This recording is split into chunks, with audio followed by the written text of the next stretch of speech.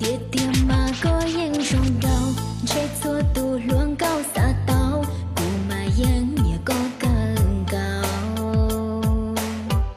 xin trái trả mùi nhẹ thiết xa rung rào rong giọt rào rong gì kia cụ lũ xiên trà có rong tiền vì hay tia các bao su su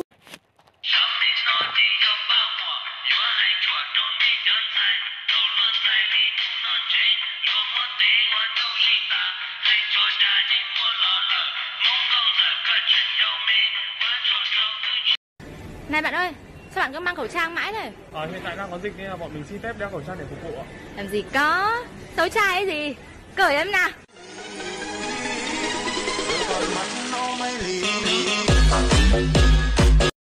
Tình yêu ai chẳng muốn ở bên người mà mình thương cùng đi hết quãng.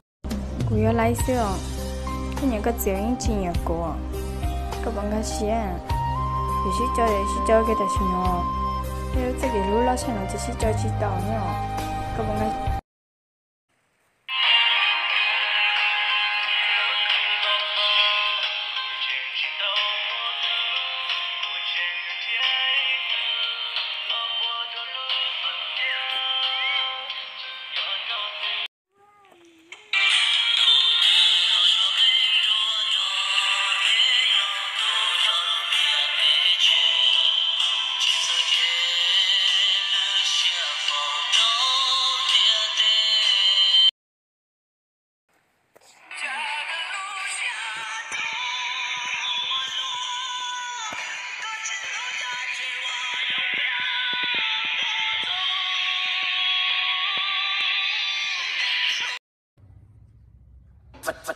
Và nếu mày muốn đưa bọn mày quay ngược thời gian rồi kéo mày xuống.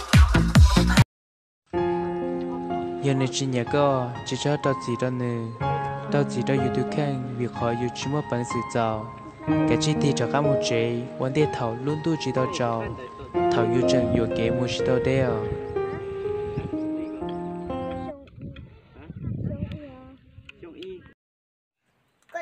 Ê, không dư. Có thể là các thằng có tao lìa, các thằng có vào nhà con à. Có chỉ bảo sư, chẳng nói thì có thể thằng con thì từ xa xa rồi. em trong mong 我家哥这是得有落落，em trong mong 我家哥小家家有落落，背影包天个鞋好我那那要背多，背影包天个鞋好我那把个啥我，背影包天。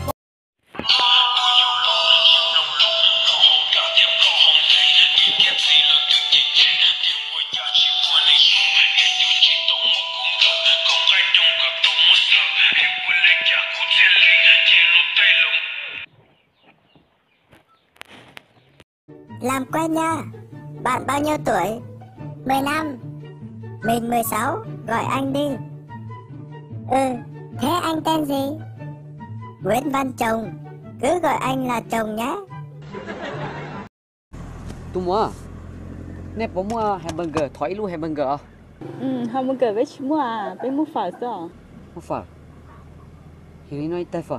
Đi nào.